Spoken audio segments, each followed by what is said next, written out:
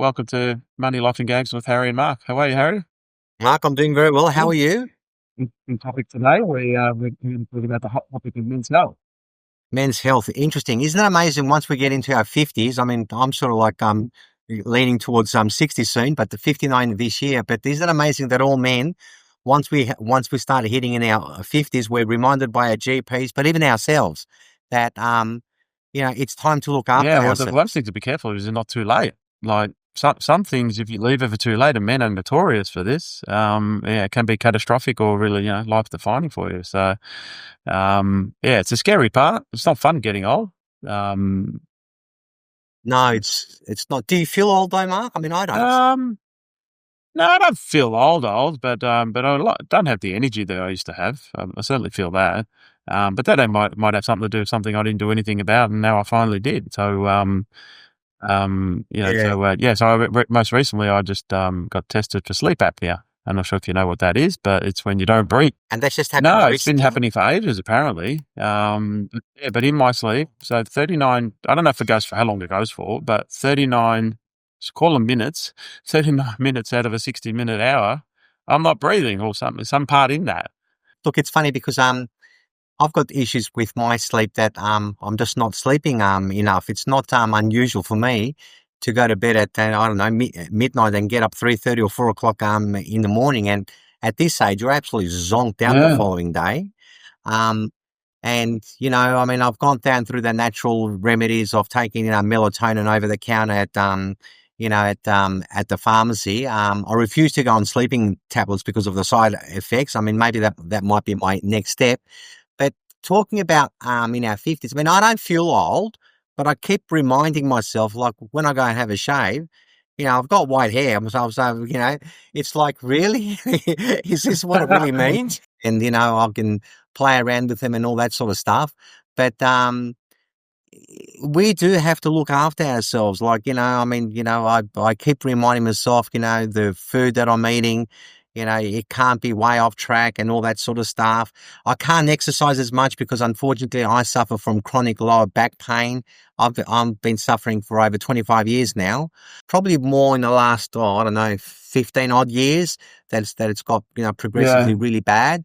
So my exercise is sort of like limited and I'm limping and all that sort of stuff. So as much as I want to forget about it, it's always present. But look, it that's life. is. And you just got to stay on top of it. Yeah, yeah. And there are some studies done now. You've probably heard of people. The biggest threat to our health is stress. And I think if you know, or if you've got ways to manage your stress levels, or knowing how to handle it, I think that you're just going to live longer. So now, when a crisis eventuates or it happens, because they all come around. It's usually a left curve ball. It's going to come from somewhere that you're not expecting. I'm just finding now I'm handling it a little bit better now than what it was, for instance, 10 or 15 years ago. You tend to panic and freak out and you shut down and you go through a whole heap of anxiety. Whereas now I'm starting to learn, well, the problem's there. So there's no use of freaking out and your anxiety levels going through the roof. I've just learned how to handle it in a So do you better do fashion. that self-taught? I do. I do the self-talk in terms of, look, how bad could it possibly be? I mean, I'm still standing. It's not life-threatening. So why should I put all of my energy into this problem where it exists and somehow it's going to resolve itself? I mean, I do act. I'm a fairly proactive individual, but I'm not going to worry about it as much as what I used to in the past because I just think that if you can't contain your stress levels, you're going to have real issues. It's easier said than done, though. Like, It is, I know, catastrophizing comes it natural to is. everyone. If there is a problem, catastrophizing is the first port of call. We always think the worst.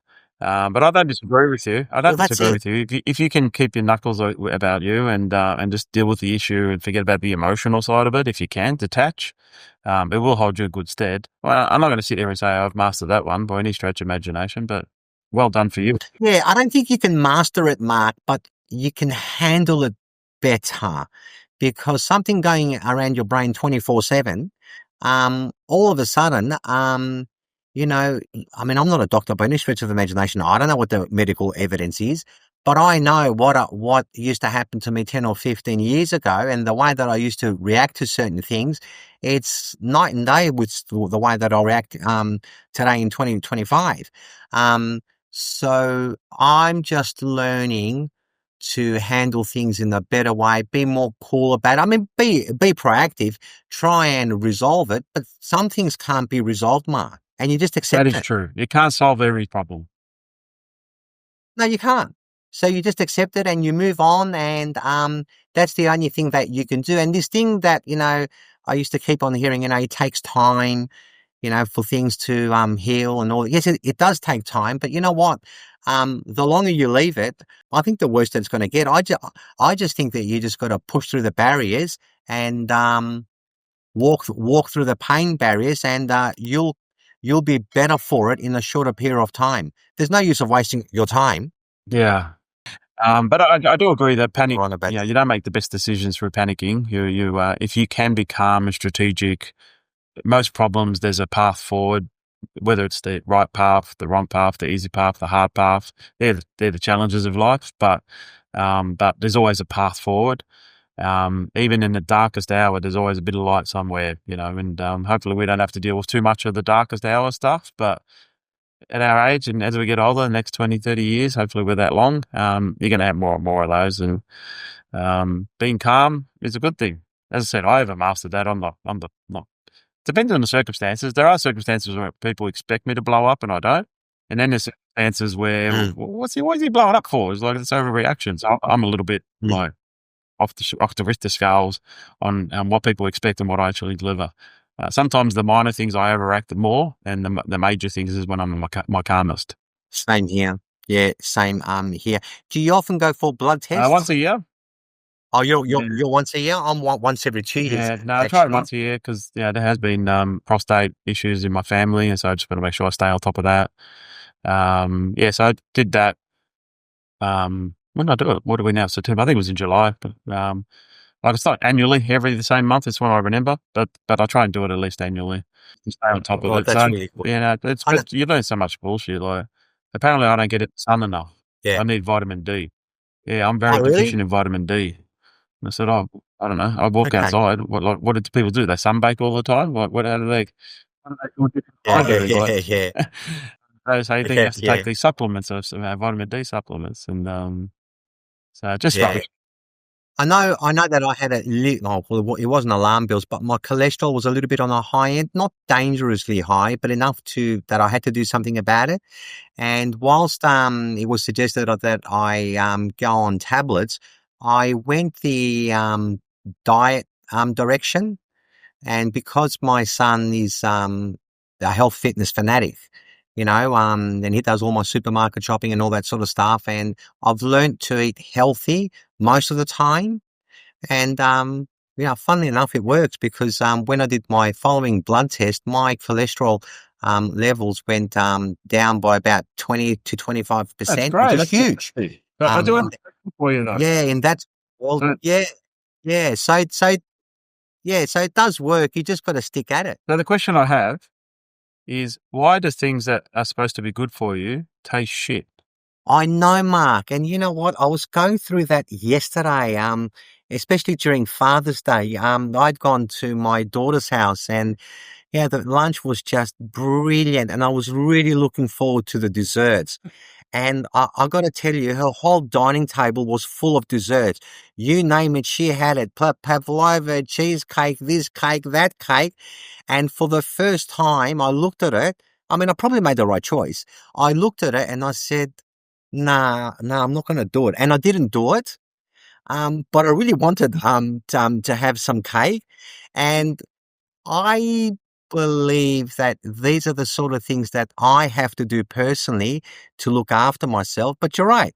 The stuff that tastes really good is not good for you. And the other stuff, it's like yuck. Yeah, it is shit. Like, I love chips. I mean, eat broccoli for the rest of your life, mate. Like I love chips. I'd have chips all the time. But they're horrible for cholesterol. Oh, really? So if you're getting the edge on cholesterol, you can't have bloody chips. Potato cake. Yeah, They were the good stuff. I've got to eat kale salad, like stuff that. yeah, I know. But unfortunately, I've done a lot of work on this topic in terms of the food, and I try and look after myself. So I don't go out that often because I'm aware that the steak that I'm going to cook at home may be XYZ in calories, and the steak that I'm going to eat at a restaurant, the steak may be the same, but with all the oil and butters and everything that goes on it, the calories double. So I'm conscious of this sort of stuff. So in terms of home, I mean, I tend to look after my self, so I limit how many times I go out.